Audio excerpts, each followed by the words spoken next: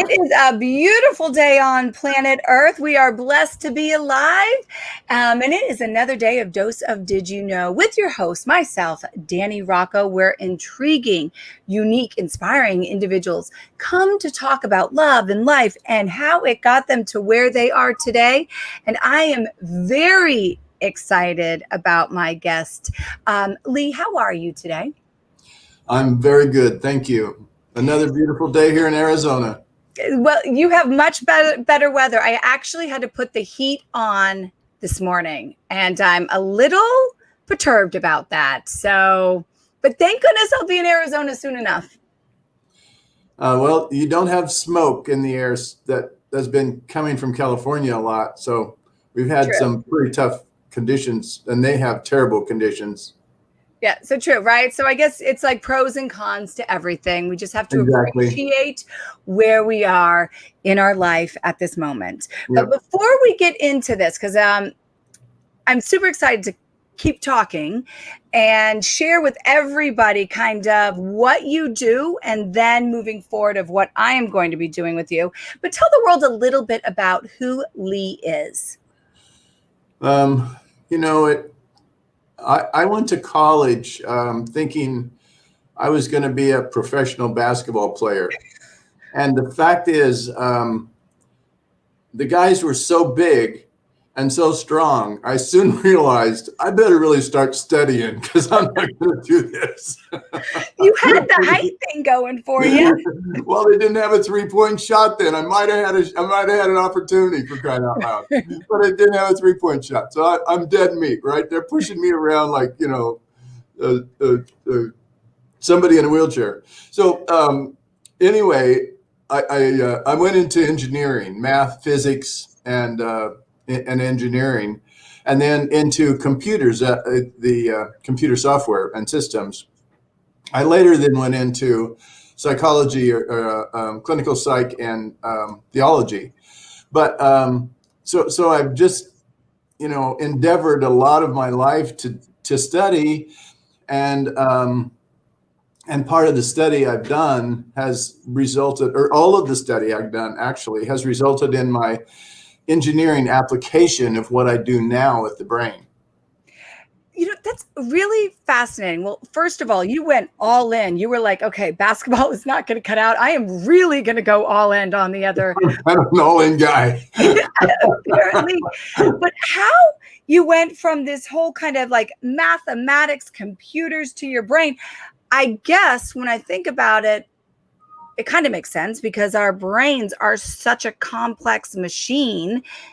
So but how did you get there? Because I feel though at first I'm like, those are totally two different things. And they are, and I wasn't going to do that and didn't have any intent in doing it and didn't want to do it. I was assaulted in 1992 with 4 youth, one had a baseball bat. So I spent 8 years with severe post-traumatic stress and mild traumatic brain injury, persisting post-concussion. Medicine didn't help. Psychotherapy didn't help. It was worse than helpful.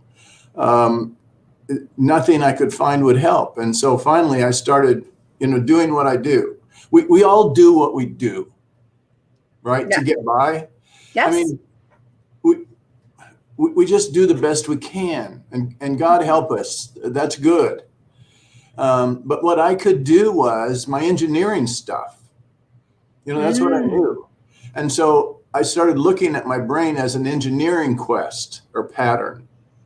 And I was a data pattern guy. Amazon, it started with as a bookseller. If you like this book, you'll also like these. Yeah, that was my team. And we built those algorithms. Get out of here. I didn't know that. Which books were associated. But unfortunately, I didn't have Amazon stock. But anyway. Live and learn, Lee. Live and learn lessons in life. Yeah. But the fact is, I spent 8 years in hell. And so not only do I have a engineering respect for the problem, but I have a huge compassion for that problem. And that's why I've worked with so many military, so many first responders. I know this crap, right? And I know what it means, and it ain't pretty. And so I get the fact that we all do what we need and want to do. And we do it because we want to mitigate symptoms. We want to lower symptoms. Unfortunately, many times, most times, all of us, and I did this for 8 years. I'm not calling anybody. I'm not judging here, right? That was me. But you look at one thing. If I could only sleep, if I could only get over the headaches, if I could only get over the anxiety, if I could only get over the fear, if I could only get over the anger, if I could only get over the da da da da da.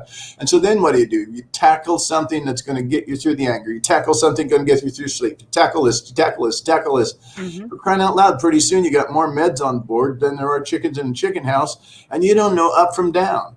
Right. You can't find your backside with both hands. And then when you can, you think, I'm not getting better. No, I know what you're speaking my language. This is why I'm so connected with you and so excited for this, because that's exactly, what am I going to be, a zombie?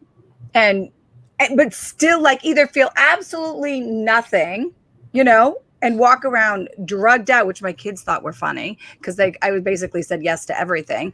Or you do exactly what you said. Yeah, we all do the best we can, Danny. my cocktail, my favorite cocktail, and there are guys watching this program. My favorite cocktail was, Valium and champagne. I know. Nice. I know. At least I had champagne taste. So, but the fact is, I was going downhill fast. And I did this because I couldn't do it anymore. I couldn't live that way anymore. Yeah. And so when I started looking at my brain, I found out that, and having studied it, that it was a system that were like parallel computers, and corresponding loads are parallel computers. One is in one hemisphere and one is in the other hemisphere, and they need to communicate. They need to be synchronous to some degree. And when I looked at my brain and found out it was very highly asymmetrical, when in fact I felt the worst, and less asymmetrical when I felt better, I thought, well, I'll try to find something so they're not asymmetrical. Science has told us that they can do some kind of intervention. Mm-hmm. I can, if I lose my arm, I can get a prosthetic, and I can sometimes do really quite well with it. That's an incredible, beautiful thing. They found out that some people have heart problems, and they can actually take a heart from another human being that died and transplant. Right. Incredibly unbelievable. Right. But the brain is a near infinite system, and you cannot mess around with infinity. And they can't get that. Science cannot get that. So neuroscience keeps trying to build something that's going to, push on it or pull on it from the outside, or, neurology, psychiatry tries to change the chemistry so it fires differently. Biofeedback tries to get it in operant conditioning, Pavlovian dog thing. None of them work with, the psychotherapist tries to give you tools so you can mitigate. Oh, well, if you're feeling anger, you want to do this and you want to breathe this way. Da, da, da. Well, I don't want to feel anger, let alone, I don't care about breathing. I don't want to feel it. I want to be healed, dang it. You want to get to the core of the bottoms of what the issue is, not just another Band-Aid, another Band-Aid, another Band-Aid. You've had enough of it. Yeah. I've had enough of it. I look like a mummy. But anyway, and so the long and short of it was, after I did find a way, and so then the question was, well, how do I do that? Right. First question is, why do I do it? Second question is, how do I do it? Well, why do I do it is to reduce asymmetry, to make things more symmetrical. How I do it can't be outside in. In other words, the brain has to do it itself. I think, oh gosh, no problem there. Sure, I know how to do that. And then easily, that's easy. Wait a minute. If I cut my hand, the brain sees that. it goes immediately there. It wards off infection. It starts to heal almost immediately. Everything's going on. It's seeing it and it's driving. Mm-hmm. But when the brain itself becomes imbalanced, it doesn't see itself. So I'm going to set up a mirror for it. And this mirror is not going to be one that's going to be all screwed up one way or the other, right? This mirror is going to take the middle. I'm just going to show it its middle. Say, here, sweetie, look at this. Right. Don't be going off up here and don't be going down here. Just look at this, okay? And so I did that. And I use sound to reflect the brain. And I use sound because a graphic will come up on the screen 2.5 seconds. That's 2,500 steps for the brain. Sound, I could do it 500 milliseconds, 5 times faster. I'm using sound, period. I'm an engineer, right? Don't forget. Yeah. Right. I'm after an engineering product that will help the brain solve its own problem. And so that's what I did. And now we have 150,000 clients. We probably served 20, 30,000 vets and first responders for post-traumatic stress, concussion, et cetera. I'm currently principal investigator for Department of Defense with the military at Walter Reed Hospital and at Fort Bragg in an ongoing study there for mild traumatic brain injury and associated symptoms, working a lot with Wake Forest School of Medicine on a whole number of things. And they're just going crazy. They're way beyond me already, way beyond me. Whoa. I mean, when they told me they were going to do a study using our technology to help the brain reset itself for postmenopausal women hot flashes, I said, I don't know anything about postmenopausal women hot flashes, and I don't want to. that is a conversation I never want to have. That's some crazy coming at you right there. And so, sure enough, right, they were 100% successful. Wow. They weren't 80%. They were 100% successful in that trial. Wow. I mean, all the women in the trial could sleep. They got rid of their hot flashes. They da-da-da-da. And they didn't change any hormones. What did they change? They changed the brain that was driving the body and the hormonal, releases. The brain drives everything we do, think, say, and experience. Especially it drives anger. When we express anger, it happens actually probably seconds before we even know it. The brain's already kicked in.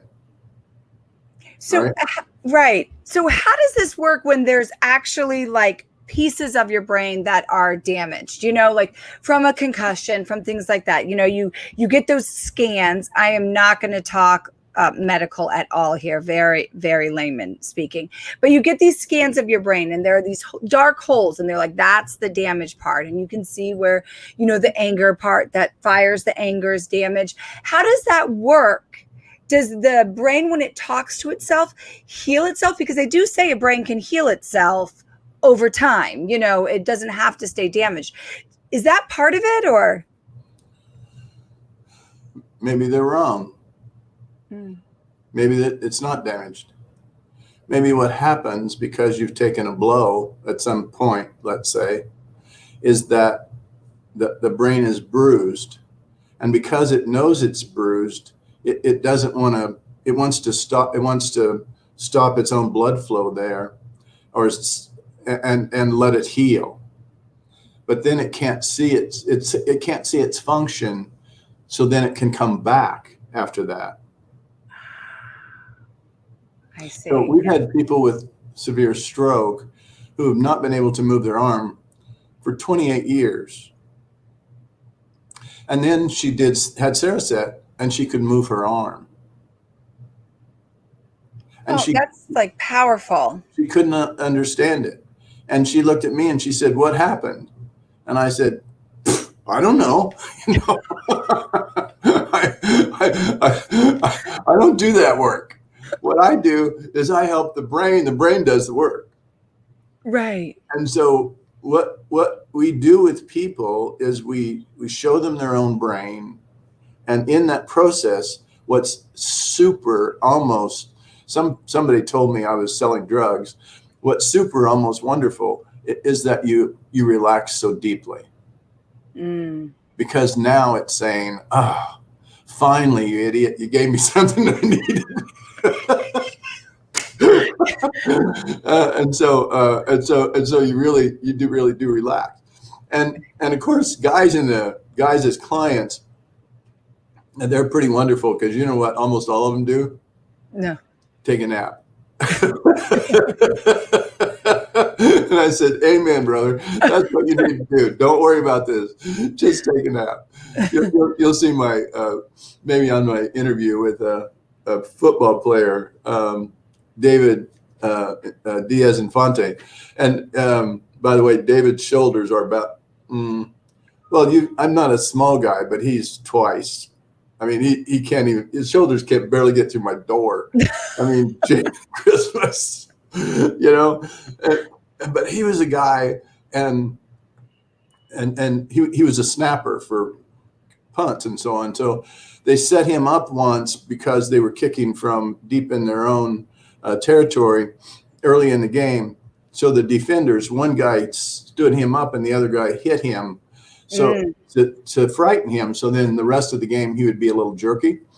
That's common, you know, world stuff in football. But when they did it, they hit him in such a way that his sternum split, and they took part of his rib cage, literally went in front of the other part of his rib cage. Oh boy. And he was knocked unconscious for like a week and a half and had serious surgeries after that, many. So he had all kinds of repercussions from that in his brain.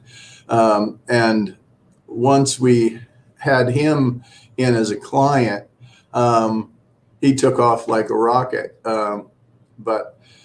And so it's a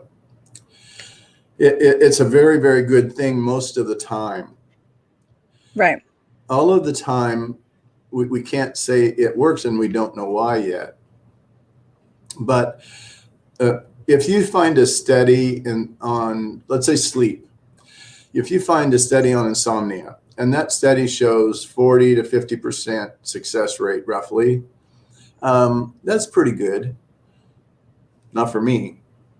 If I can't hit 80, I'm doing something else. And in insomnia studies, overall, our rate was 96%. But remember, that's 96. That's not 100.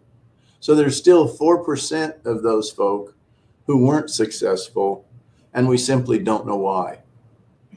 But would you bet on a horse that's going to win 96% of the time? Yeah, you would. Heck yeah. Hey, Danny, I know you'd bet on that horse. You know, and when we look at anxiety or depression, when we look at cognitive impairment, when we look at dizziness and headaches, it's all in the 85 to 95% range. So, and I tell you, those are odds that, like you said, I'm willing to take. Hence, once we met, I was like, "This is great," and then I'm like, "I need to do this." I'm tired of searching and tired of just accepting, you know, that okay, this will just be the life that, you know, Danny Rocco's going to live, because there's nothing out there, you know. It was a very short-lived, in my own experience, of the medication. I was like, I can't live like this. This is definitely not living. That is what I would say is a slow death. And then you're dealt. So you say, I'm not going to take this medicine. I will just deal with the pain. I will deal with the confusion. I will deal with all of these things that come after a horrific car accident, right? And you change things in your life that you can control, right? You change your eating. You make sure you don't do things that cause more pain than normal. But there's a certain piece that no matter what you do, unless you sit in your house and do absolutely nothing, you're going to activate. You're going to get triggered. You're going to have moments of rage. You're going to have your headaches. And even when you sit and do nothing, you still have that. So it's like, okay, you find that balance, you know? Yeah. And when we met, and I was like, if you can even help a smidge from my whatever that is, when it's post concussion, where you've had brain trauma and it's years later and you still have it. I don't even know, it's some long name. I was like, I'll do it. I don't know what to expect. So here's the whole story, everyone that's listening. I'm going October 5th to his clinic in Scottsdale, Arizona, and we're going to see what changes. And I got to tell you, Lee, I'm a little nervous. I'm like, is my personality going to change? I don't know what to expect. Like, I'm going all in because I want to live the most productive, healthy, purposeful life I can. And I feel if I'm running on 40%, like most people don't know that I'm in pain all the time and I'm confused and things like that. So if I can get out of that just a little bit, I'm willing. So, the question is, will it change your personality? And the fact is, in some respects, that's what you've just told us you wanted to do. Correct. And so, but it's scary. You didn't want to be as scattered. You didn't want, whatever your words were, you didn't want to, kind of flip out or whatever, get uncomfortable or whatever. There's kind of the autonomic system of our body has a major nerve that runs up and down the spine, and it's a major nerve set, and it runs and drives all of our organs. And so in clinical trials, for example, when we see the autonomic system, one side goes to the left, it's the brake. One side goes to the right, it's the gas. The brake is the parasympathetic, the gas is sympathetic, but we'll just call it brake and gas. So if somebody were to say, Danny, I know you, and is your foot more on the brake or more on the gas? And I would venture to say your foot is probably more on the gas. What would you say? I would say you're right. So if that's true, then what we're going to see is we're going to see in your temporal lobes some dominance on the right-hand side. Okay? Okay. And what we're going to see then, and we're going to show the brain itself here, and then if that brain says, ah, and then if it relaxes and clicks back and synchronizes, okay, like a baby rocking in a cradle, then you're going to have a different kind of experience. And you know what that is? You'll be in control. You can turn it on and turn it off. And when you can turn it on, then, because you're not already up here, you're down here, you have a huge energy reservoir. And when you turn it on, you go much higher than you did before. Wow. Navy SEALs were faster and stronger by 8 to 10% after Cereset. Wow. That's significant. Mm-hmm. NASCAR driver, same thing. Golfers, same thing. So so that's just showing the change. But what the change is rather than you reacting to your brain, you're acting to control that brain. It puts you in control. Now, the bad news there is that when we get in control, and I'll speak for as a male, when we get in control as a male, then we have to find out what the difference is between being a male and being a man. And there's a responsibility involved. Okay. Many people in the military already know that. And that's why it's so refreshing to work with them. Same way with the police department. We had a police officer in here a couple weeks ago that was shot 3 times and lived through that, but she was very shattered. Right.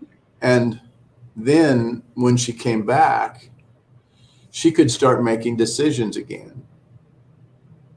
And some of the decisions she made were decisions that maybe she wouldn't have made before she became a police officer. Okay. So there's maybe changes, but there's changes that are very, very much conducive to your underlying desires and value system.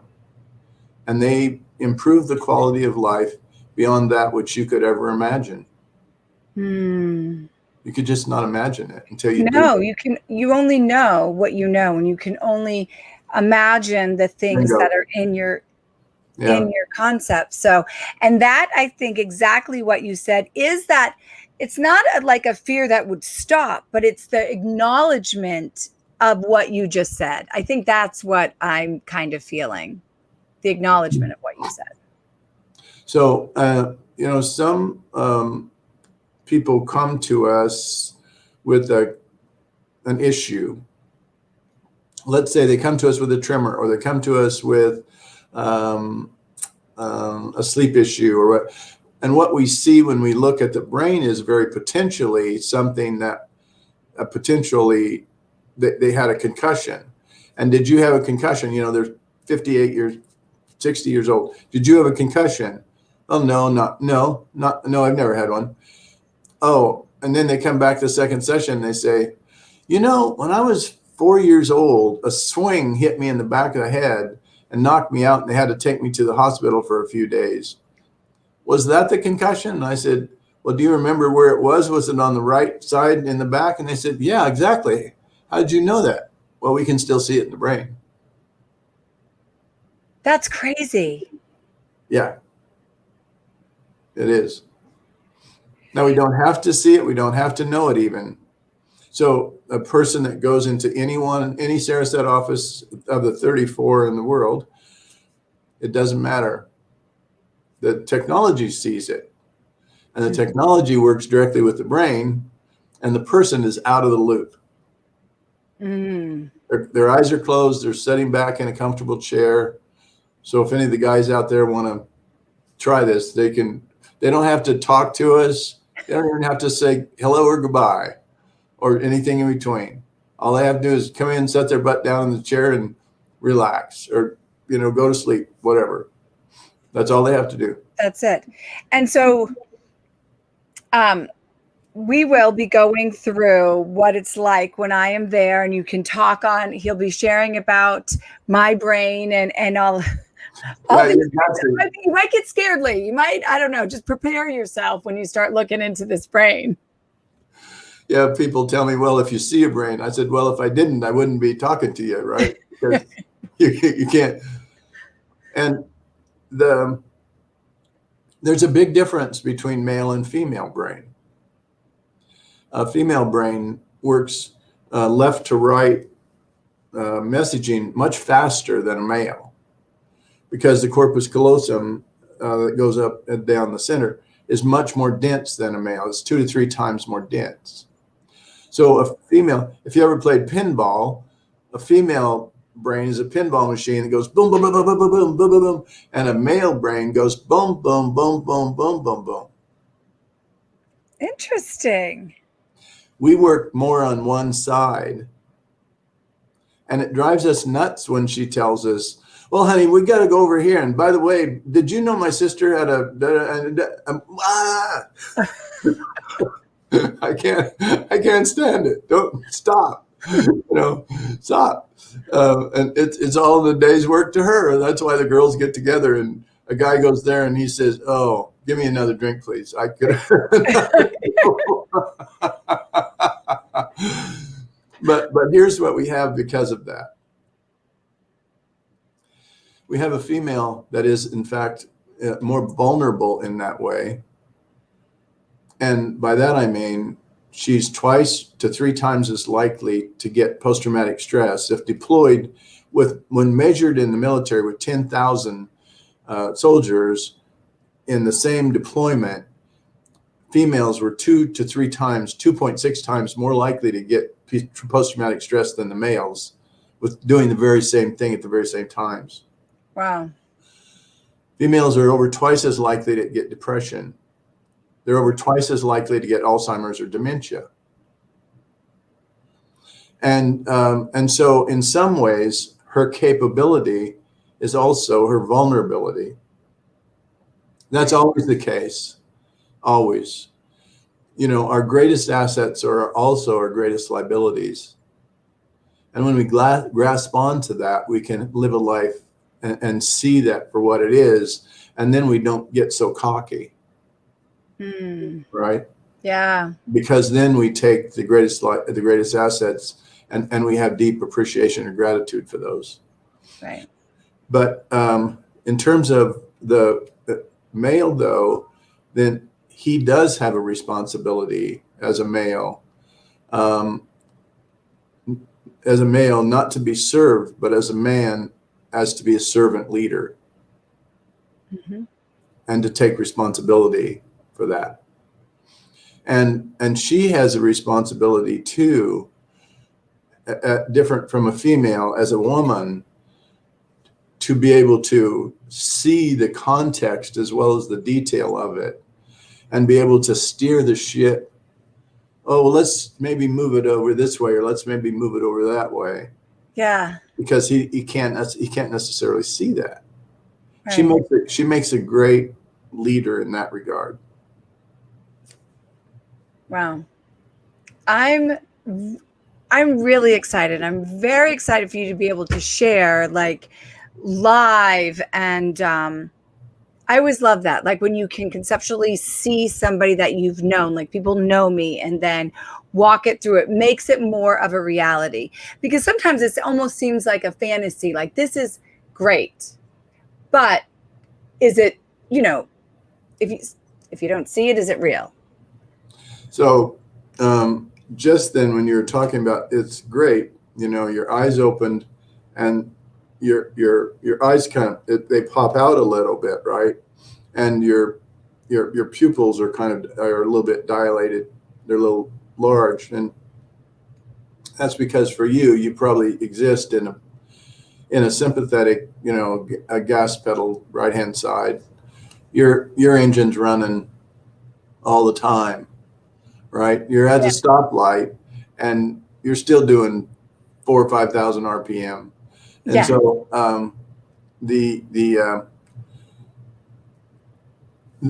that can be okay, but it's really okay if you choose to do it. It's not okay if you're driven to do it. Because when you're driven to do it, that means that engine wears out quicker. That means that you're more likely to have late term or, after 60 or whatever problems. Right. And major problems that you don't have. No. So we all want to be as healthy as we can be, but with post-traumatic stress, and particularly from being in the military or first responder, we really do need to be able to relax, deeply relax. And then when we're on call, we need to turn it up, way up, or we need to turn it down. And we need to know when, the discernment of those things. And that happens when we're strong with a reservoir of energy in our brain, so it can move either way. It is the most amazing, crazy, amazing thing. I keep saying, I don't see how anybody could be a non-believer if they knew anything at all about the brain. Right. I mean, it's so amazing. And to say we know something about it is kind of a joke too. Because our fingerprints are different among hundreds of millions of us, and our brain multiple millions of times, hundreds of millions of times more complex than the fingerprint. They're going to be way out there, in terms of differences between us. But what we can come together on is our values. Right. And when we do, then we see each other, male and female, black and white, whatever. We see each other as valuable, and we respect that. Oh, Lee, you are an amazing, brilliant man, not just in your mind, but also in your heart and what you have given your life to. It's huge. It's huge because you could have fixed yourself and just left it there, but you haven't. Well, you can't. Once you do it, you can't leave it. There's no going back. It's all moving forward. No, because I should have actually been on an island chasing island girls around and playing golf right now, but instead I'm working my tail off for the last 20 years. And but 150,000 people is is significant. Yeah. That's 150,000 people that didn't have hope, basically. Yeah. And I got to participate in that. And that's pretty amazing. It's pretty darn cool. That is like overly darn cool. And I feel blessed that I met you, and now we'll be moving like here, sharing, what you're doing, and then having my own, experience with you in a couple of weeks and be able to share that. It's going to be fun to see your brain, by the way, Danny.